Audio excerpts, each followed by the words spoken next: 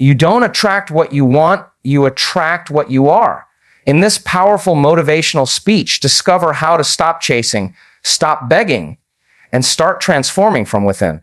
Learn the 6 key truths to shift your energy, reclaim your power, and manifest the life that aligns with your worth. Close your eyes for a moment. Now imagine a version of you that no longer begs for love, no longer chases validation, no longer abandons yourself to fit into someone else's world. The energy you put out is the energy you get back. If you keep chasing, you're telling the universe you don't have. If you keep begging, you're reinforcing lack. But when you become still, centered, and intentional, when you start being the energy you wish to receive, the world begins to move in ways you couldn't predict. Let me ask you this. Who would you become if you stopped waiting to be chosen and started choosing yourself? When you chase something, when you run after love, attention, validation, success, you're sending a very specific message into the field. You're broadcasting a frequency that says, I do not have. And because the quantum field is a mirror, it simply reflects that vibration right back to you. You find yourself in a loop where the very act of chasing becomes the reason you're not receiving. You try harder, you hold on tighter, and yet what you desire seems to slip further away. This isn't just spiritual theory. It's energetic truth grounded in psychology and neuroscience. When you chase, you activate the emotional state of lack, of not being enough, of not having enough. That state becomes your signature. And from that signature, you're creating your future. Think about it. Every thought you think produces a chemical in the brain. That chemical creates a feeling in the body. And together, your thoughts and feelings form your state of being. So if you wake up each day feeling unworthy, thinking that something or someone outside of you is going to make you feel whole, your body is memorizing that lack. You become addicted to it. That's your energetic broadcast. I'm not enough yet. But if I get this person to love me, or this job to validate me, or this attention to recognize me, then I will be whole. But wholeness doesn't work that way. You cannot create abundance from the energy of lack. You cannot create connection from the frequency of desperation. And the longer you operate from that emotional blueprint, the more you entrench the same patterns and outcomes in your life.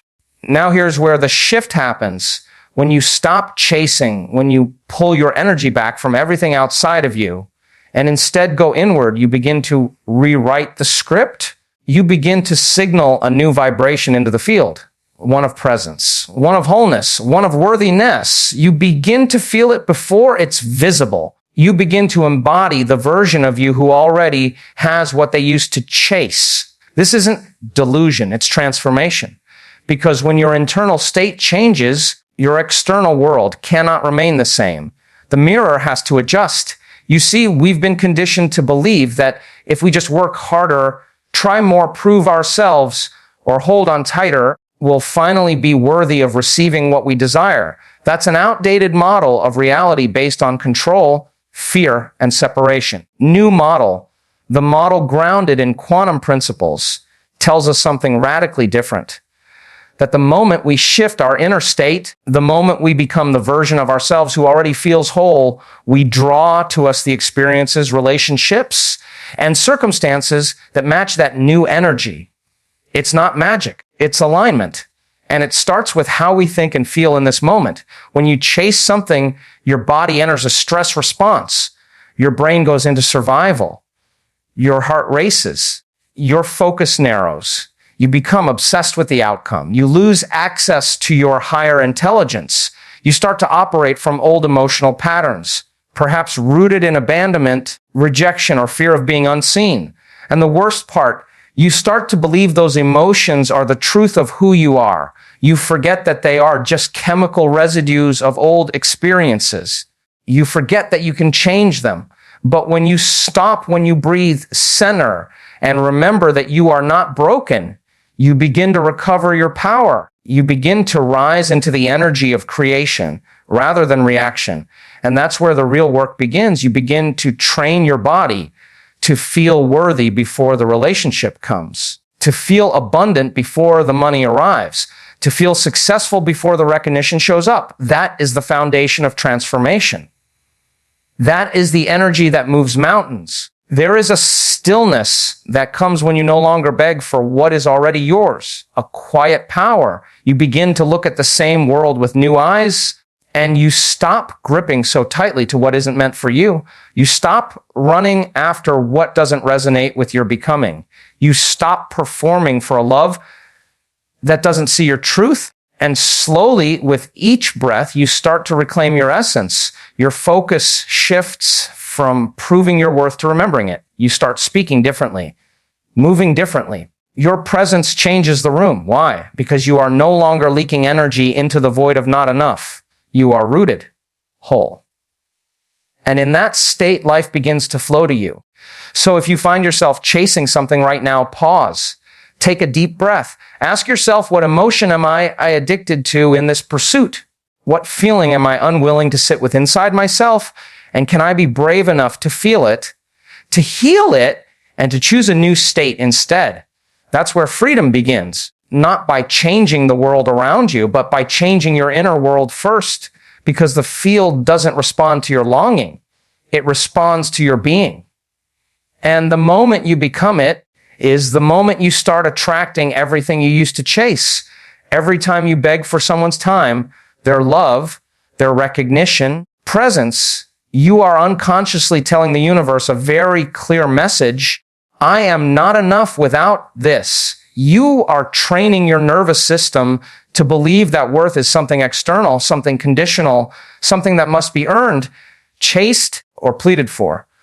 But the truth is, begging is not about the other person. It's about you and the deep, often unexamined belief that you are incomplete. When you beg, you abandon the most sacred relationship in your life, the one you have with yourself. You disconnect from your center and place your power into the hands of someone else, hoping they will do for you what you haven't yet done for yourself. Validate your existence. Most people don't realize they're begging. They think they're being vulnerable. They think they're trying to show love or communicate a need. But if you look deeper beneath the surface of the action, there is usually a deeper energetic pattern playing out, a subconscious programming learned in childhood or past relationships. Perhaps you were conditioned to believe that love was something you had to earn, that attention only came after achievement, that you had to shift to keep people close. And now, as an adult, those old emotional patterns still live in the body. They're still operating in the background, running the show. The body remembers everything the mind has forgotten. So when you find yourself begging, whether with words, actions, or silent hopes, you are acting not from your conscious desires, but from your unconscious emotional addictions. You're addicted to the chemical cocktail of not being enough. And the more you stay in that state, the more you hardwire the belief that you are unworthy. You reinforce the very identity you're trying to break free from. This isn't about blame. This is about awareness, because you cannot change what you're not aware of. And you will keep living out the same emotional past until you choose to step into a new energetic future. Psychologically, begging is a trauma response. It's the survival brain at work. It's the limbic system saying, if I don't hold on to this person, I might not be safe. The brain associates abandonment with danger. So you cling, you overgive. You lose yourself, not because you're weak, but because your nervous system was wired for survival, not self-worth. But the good news is you are not your wiring. You are the consciousness that can rewire. You are the awareness that can observe the pattern and choose differently.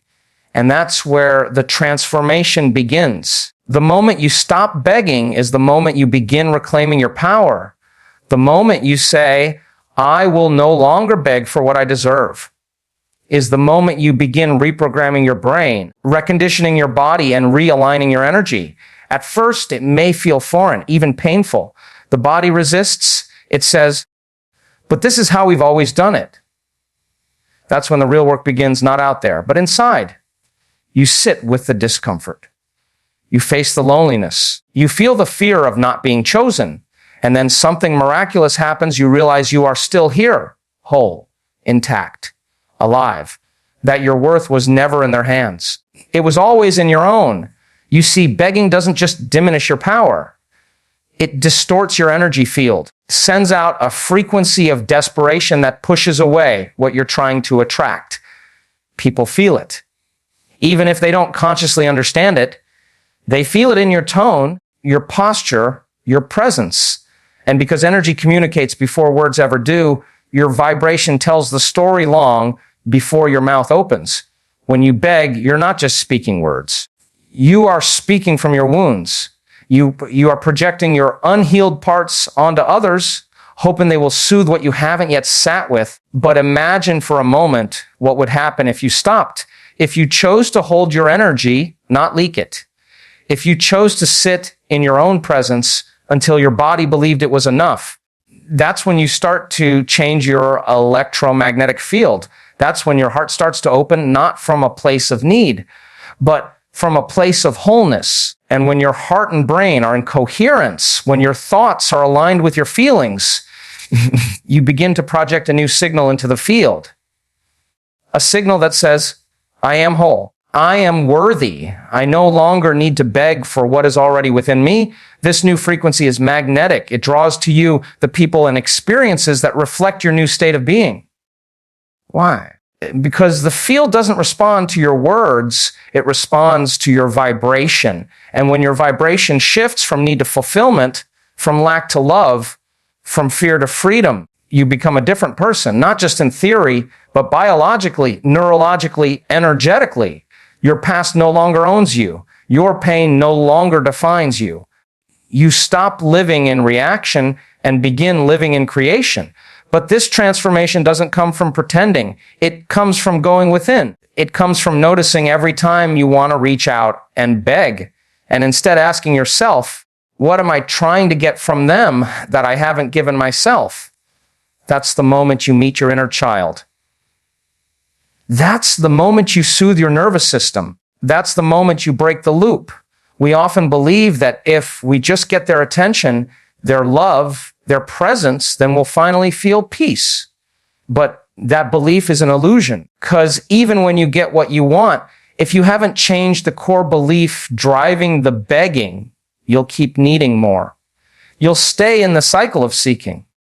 And the truth is, no one outside of you can give you the love you're withholding from yourself. You cannot extract from others what you have not cultivated within. It's like trying to draw water from an empty well. So you go inward, you sit in stillness, you breathe through the discomfort, and you begin to reprogram your mind and body with new thoughts, new emotions, new beliefs.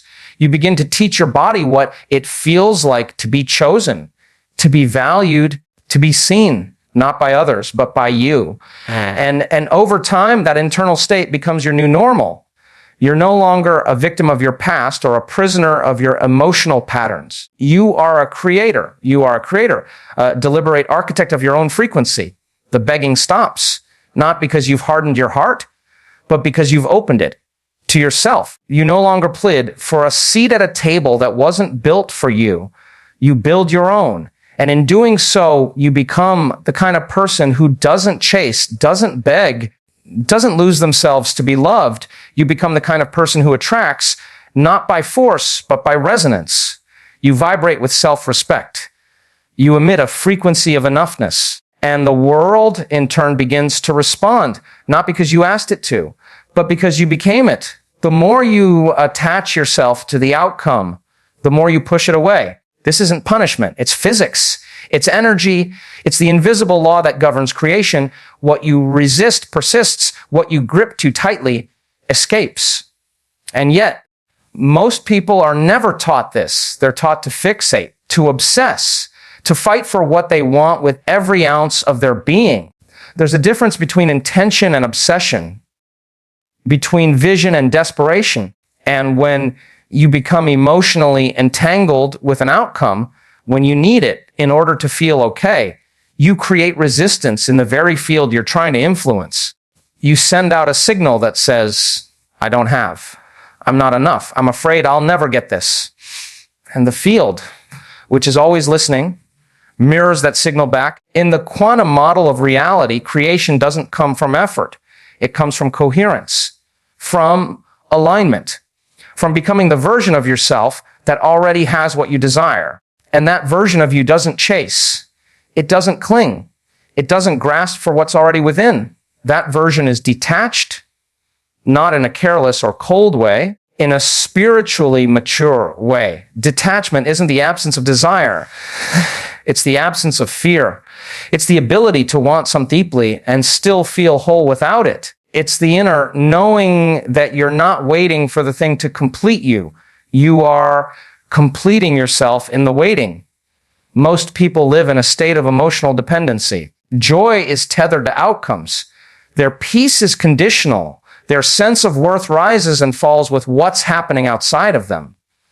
This is survival consciousness. This is the result of a brain and body addicted to the past, hardwired to expect pain, disappointment, or rejection. The nervous system becomes so used to chaos that peace feels threatening. So when something good starts to happen, they cling, they attach, they try to control the future, fearing the rug will be pulled from beneath them. But the paradox is this: the moment you try to control the outcome, you disconnect from the creative force that brings it to you. You exit flow and enter fear. Let me explain why this happens on a biological level. When you attach emotionally to something, a person, a job, an opportunity, your body releases chemicals that create a sense of anticipation, excitement, even obsession. Dopamine surges. You start to imagine the outcome as already real. But if there's even a small part of you that believes you're not worthy of it, that it might not happen, your body will begin to produce stress hormones, cortisol, adrenaline, norepinephrine. And now your inner environment becomes one of conflict. You're saying, I want this, but your energy says, I'm scared I won't get it. That incoherence creates static in your signal to the field. You're trying to manifest from a place of misalignment. And the field, which responds not to your words, but to your vibration, gives you more of the emotion you're embodying, not the outcome you're visualizing. Now, here's where the power comes in. When you practice detachment, not disconnection, healthy detachment, you begin to liberate your energy. You free yourself from the emotional addiction to the outcome. You shift your nervous system from survival into creation. You begin to feel whole, complete, empowered regardless of what happens. And that state of being, that inner alignment, is the exact frequency that draws what you desire toward you. Why? Because you're no longer signaling need. You're signaling fulfillment. And fulfillment is magnetic. It takes practice to live this way. It takes awareness and repetition. It takes training your body to no longer need the external to feel the internal. It takes unlearning the idea that your peace depends on things going your way. Because here's the truth: when you're truly aligned, you don't chase outcomes. You align with them. You don't beg for clarity. You become the clarity. You don't force the future. You receive it through resonance. You are no longer trying to manipulate the field. You are working with it. But to get there, you have to be willing to let go. And letting go isn't giving up. Letting go is surrendering the illusion of control. It's trusting the intelligence of the field more than the fear of your mind. It's understanding that the very act of clinging is rooted in the belief that you're not safe, not whole, not supported. So you begin to train your body moment by moment to feel safe in the unknown, to feel peace even without proof, to feel love even before the person arrives. And in doing so, you collapse the distance between where you are and what you desire. When you let go of attachment, you enter a space of power. You begin to embody trust, not as a concept, as a nervous system state. You wake up and feel gratitude, not because something amazing happened, but because you're connected to yourself. You walk through your day grounded in the belief that if something is meant for you, it will find you. And if it's not, it's because something more aligned is on its way. This is not passive living. This is intentional embodiment. You are not waiting. You are becoming. You start to speak differently. You stop saying, I hope this works out, and start saying, whatever unfolds, I trust it will be for my highest good. You stop saying, I need this to happen, and start saying, I'm open to all possibilities. This shift in language reflects a shift in energy. You are no longer contracting around a specific outcome. You are expanding into the frequency of possibility. And that expansion, that coherence between your heart and your mind, is what allows miracles to enter. Because when you are in a state of emotional freedom, you are no longer reactive. You are responsive. You no longer spiral when something doesn't go your way. You no longer chase what walks away. You no longer compromise your inner peace for temporary validation. You hold your frequency. You trust your process. And the field responds to that consistency. It brings you people, opportunities, and experiences that match your energetic signature. Not because you demanded it, but because you became it. This is the essence of true manifestation, not creating from force, but from frequency, not from trying harder, but from trusting deeper. Not from chasing the thing, but from aligning with the version of you who already has it. And that version of you, they are detached. They are free. They are not waiting for the outcome to feel joy. They are already joyful. They are not waiting for proof to feel worthy. They already are. They don't need to know how or when or through whom. They just know that life meets them where they are. So every time you catch yourself attaching too tightly to an outcome, pause. Breathe.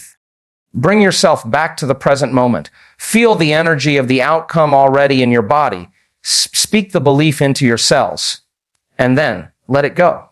Not because you don't care, but because you trust. Because your power was never in the outcome. It was always in your alignment. There's a moment in everyone's life when the noise from the outside becomes too loud, when the voices of expectation, comparison, and approval drown out your own. You spend so much time reaching outward, trying to fix others, please others, love others, prove to others, that you slowly begin to forget the sound of your own soul. And eventually that silence inside you becomes unbearable. That silence is not emptiness. It's a signal, a call back home, a whisper asking, when will you start focusing on you?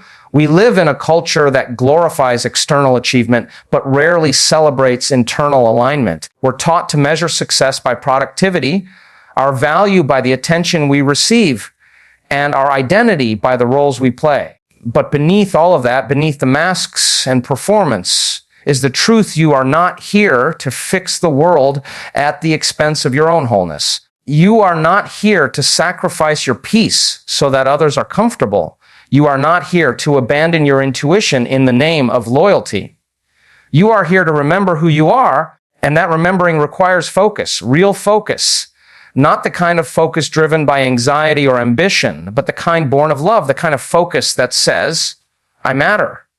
My healing matters. My alignment is sacred. Focusing on yourself is not selfish. It's self-return. It is the act of saying, I refuse to lose myself in the noise anymore. I will not continue to leak energy into places that don't nourish my becoming. I will not keep searching outside for what can only be rooted within. When you begin to focus on you, you begin to change your chemistry. You begin to alter your neurobiology. You shift from being reactive, living from the outside in, to being creative, living from the inside out. Your brain is a record of the past. It has memorized every experience, every pattern, every emotional loop you've lived through. And for many people, the pattern has been this: give to everyone else and leave yourself empty. Show up for others even when you're depleted. Solve their problems, fix their moods, carry their weight. And you think that makes you kind. You think that makes you strong. But what it really does is train your nervous system to operate from depletion. And the body starts to believe that sacrifice is love. Burnout is the price of being good, that ignoring your needs is noble. But energy doesn't lie. And your body, your field, your vibration, they don't respond to how others see you. They respond to how you treat yourself. When you begin to redirect your energy inward, something powerful happens. You shift from trying to be everything to everyone to becoming everything to yourself. You stop chasing worth and start anchoring in truth. You stop managing perceptions and start embodying authenticity. And that shift is magnetic, not just in a spiritual sense, but in a biological one. Your brain begins to rewire.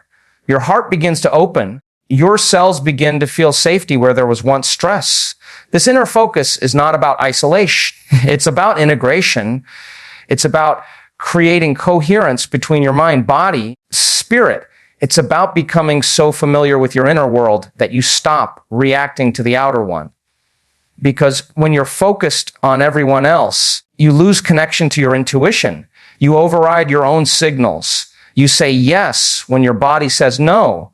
You shrink to make others comfortable. You perform strength while silently crumbling inside.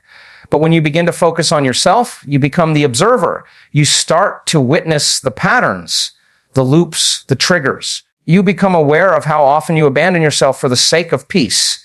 And awareness is the first step toward liberation. This is not just emotional, it's chemical. Every time you override your needs, your body releases stress hormones. You shift into survival. Your heart rate increases. Your breath becomes shallow.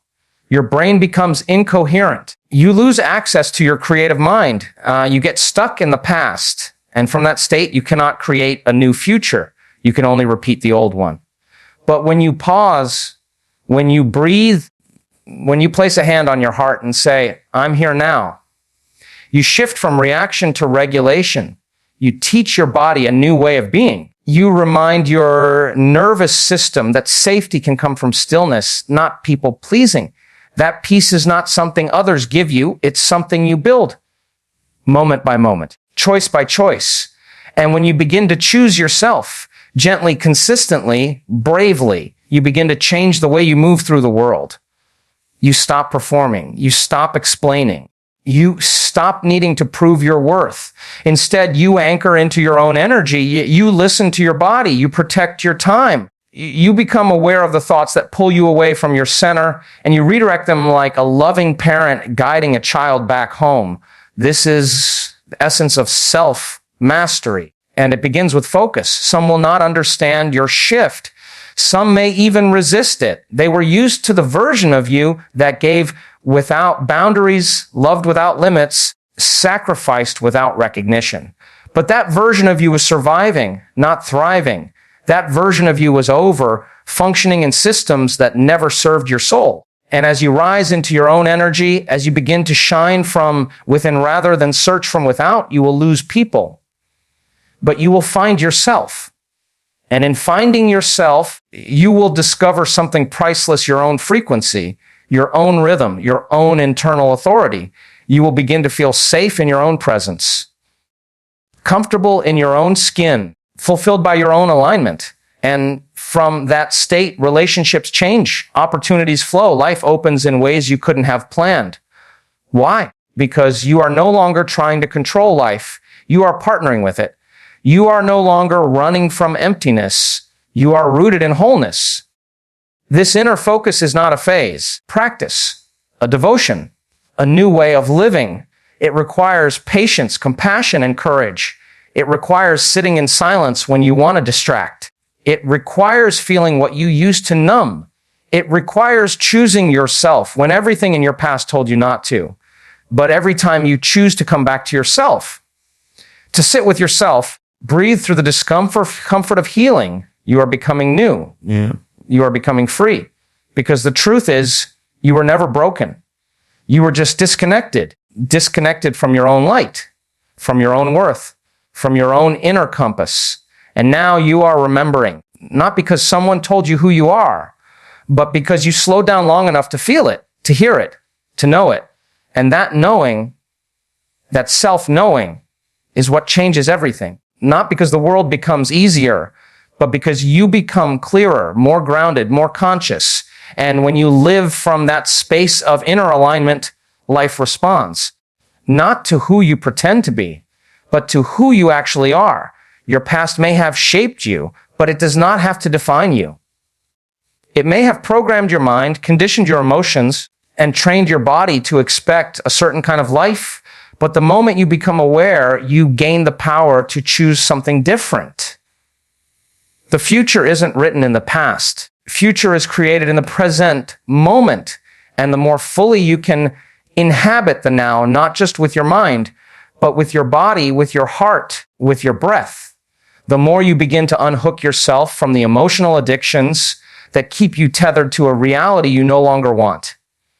Most people don't realize this, are reliving the past over and over again and calling it a life.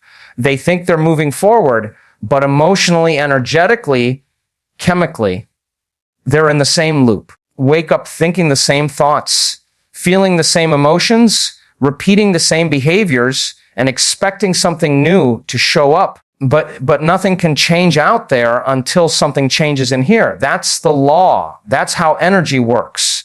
That's how the field works. You cannot carry yesterday's emotions into the future and expect a different outcome. You cannot hold on to pain, resentment, guilt, shame, fear, and at the same time attract joy, abundance, love, and peace. It's not aligned. Your vibration tells the story long before your words do. So if you want to create a new future, you have to begin now, in this very moment. This moment is the doorway. It's the only access point you have to the quantum field. Not yesterday, not tomorrow, right now. But the truth is, most people are not living in the present. Their bodies are in the room, but their minds are in the past. Or worse, their minds are trying to predict the future based on the past. They say they want to heal, to change, to grow, but every time they feel an old emotion, they get pulled back into the same neural networks, the same chemistry, the same version of themselves that's been on repeat for years. To break free, you must interrupt the pattern. You must stop memorizing the emotions that are tied to your old identity. You must teach your body that it's safe to feel something new.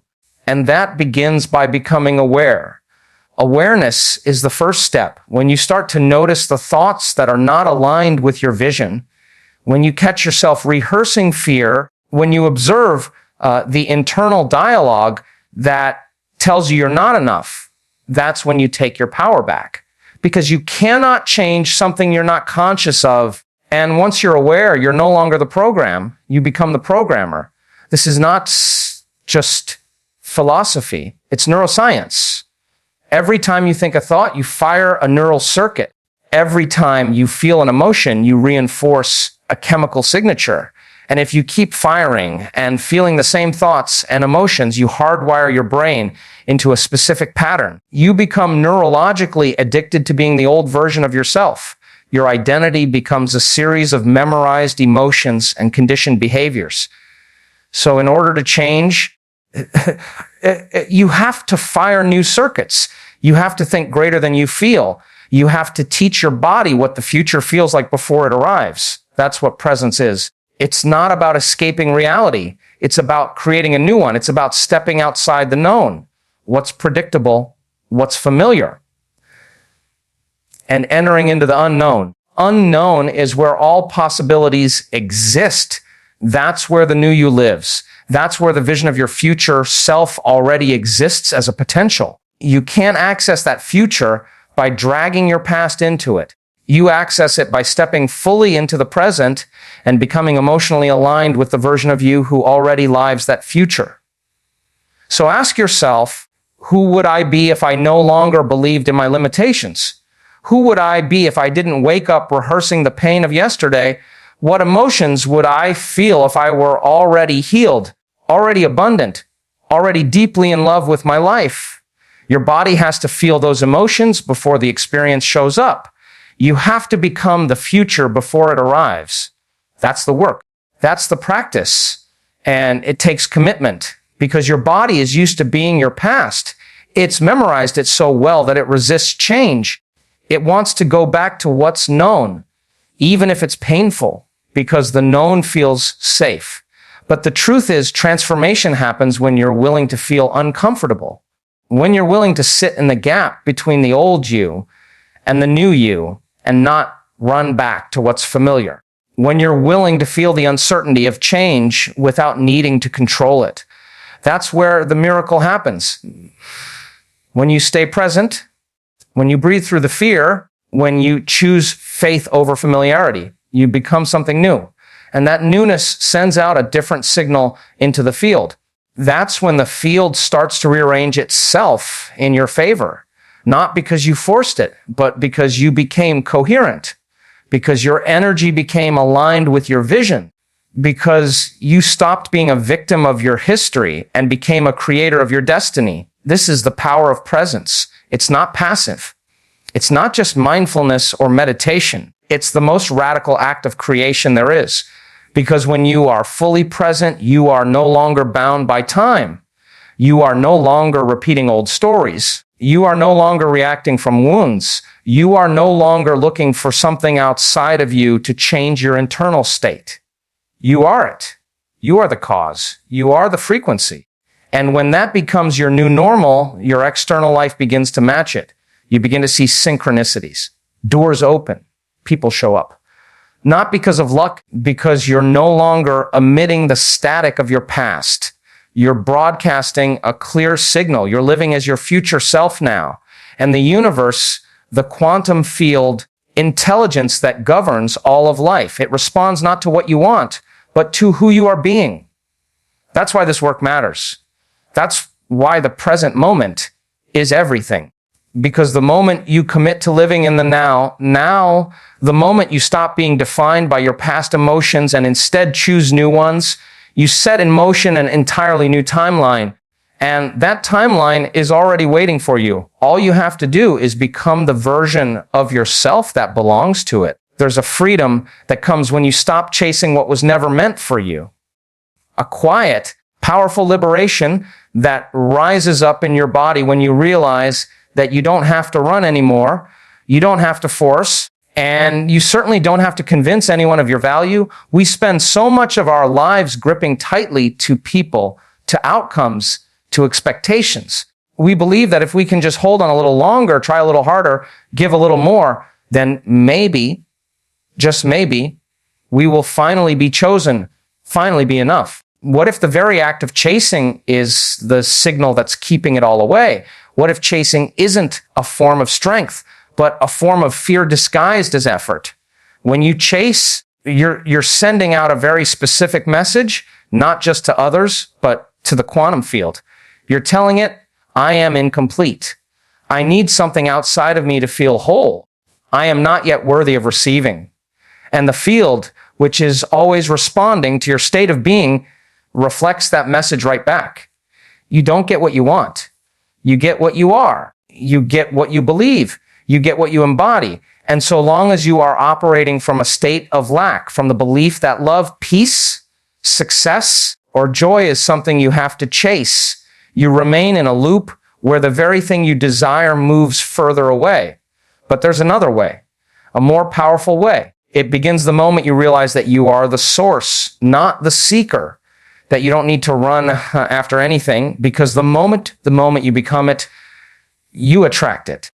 It's not about pretending you don't care. It's not about shutting down or building walls. It's about shifting your internal frequency. It's about no longer leaking energy into unworthiness and instead anchoring yourself into the truth of who you really are. When you stop chasing, you stop outsourcing your identity. You stop handing over your emotional power to people who were never meant to carry it. This shift is not just emotional, it's biological. When you're chasing, your body is in a stress response. Your sympathetic nervous system is activated. You're in survival mode. Your brain is scanning for threat, for signs of rejection, for confirmation of the fear that you won't be chosen. And in that state, you lose access to your higher self. Your heart becomes incoherent. Your brain becomes chaotic. Your energy becomes unstable. And you begin to live in a pattern that is rooted in your past, a pattern that says, I have to work for love. I have to prove my worth. I have to earn my place. But that pattern is not truth. It's programming. It's residue. And the moment you decide to stop participating in it, you begin to rewire your brain, recondition your body, and reshape your energy field. Stopping the chase means you're no longer acting from fear. You're acting from faith. Not blind faith, but embodied faith. Deep inner knowing that if something is truly meant for you, it will meet you where you are. You won't have to lose yourself to have it. You won't have to silence your truth betray your needs or abandon your intuition, you'll be able to stand fully in your power, fully in your energy, and the right people, the right opportunities, the right experiences, they will find you not because you begged for them, but because you aligned with them. This is how the quantum field responds. Not to your desperation, to your coherence. When your heart and mind are in harmony, when you're emotionally living in the energy of your future before it arrives, that's when the field starts organizing itself to match your vibration. You can't fake that energy. You can't trick the field. You have to become it. You have to feel worthy of love before love shows up. You have to feel abundant before the money arrives. You have to feel successful before anyone else sees it. And that requires discipline. It requires sitting in the discomfort of the unknown without reaching for the familiar pain of chasing. When you stop chasing, you begin to build a new relationship with yourself. You begin to trust your inner world more than the external one. You begin to ask, what do I truly want? Instead of, what will they think? You begin to make decisions that are rooted in your future, not your past. And that's when the old versions of you, the ones who begged, who clung, who overextended, begin to fall away. Not because they were wrong, but because they were incomplete. Were for survival strategies, not soul expressions. Your soul has never needed to chase. It knows. It remembers. It has always carried the frequency of wholeness. Your body, your subconscious mind, has to be reminded. And that's the work. To wake up every day and remind yourself through meditation, through breath, through intentional thought, and feeling I am already enough. I am already whole. I am not missing anything. That becomes your new energetic signature. That becomes the signal you broadcast into the field. And that signal doesn't attract chaos. It doesn't attract confusion. It attracts clarity. It attracts alignment. It attracts what is meant for you. And what's meant for you won't require you to chase. It won't demand that you become small. It won't require you to beg for crumbs. It will feel safe. It will feel expansive. It will honor the work you've done to come back home to yourself. It will reflect the frequency of your healing. That's how you know it's aligned. Not because it's easy, but because it's resonant. Because it feels like an echo of the truth you've cultivated within. But getting there requires courage. Courage to let go of the chase. Courage to face the fear of what might happen if you stop running. Courage to sit in the stillness long enough to hear your own voice. And that voice, it won't be loud at first. It will whisper. It will tremble. But it will be true. And if you listen, if you honor it, it will guide you back to your power. Not the power to control others or outcomes, but the power to stand fully in your own vibration, no longer distorted by the need to be chosen. This is what it means to live in alignment.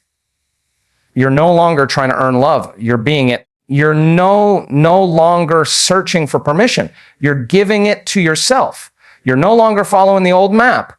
You're creating a new one, drawn by the wisdom of your inner knowing. And as you walk that path, as you live that frequency, the things that are truly meant for you begin to appear, sometimes quietly, sometimes unexpectedly, but always clearly. And when they do, you'll recognize them, not because you chased them, but because you became the version of you who could finally receive them. So here's your moment. Right now. Stop begging. Stop chasing. Start becoming. Let this be the day you reclaim your power. Let this be the moment you say, I am done shrinking for love.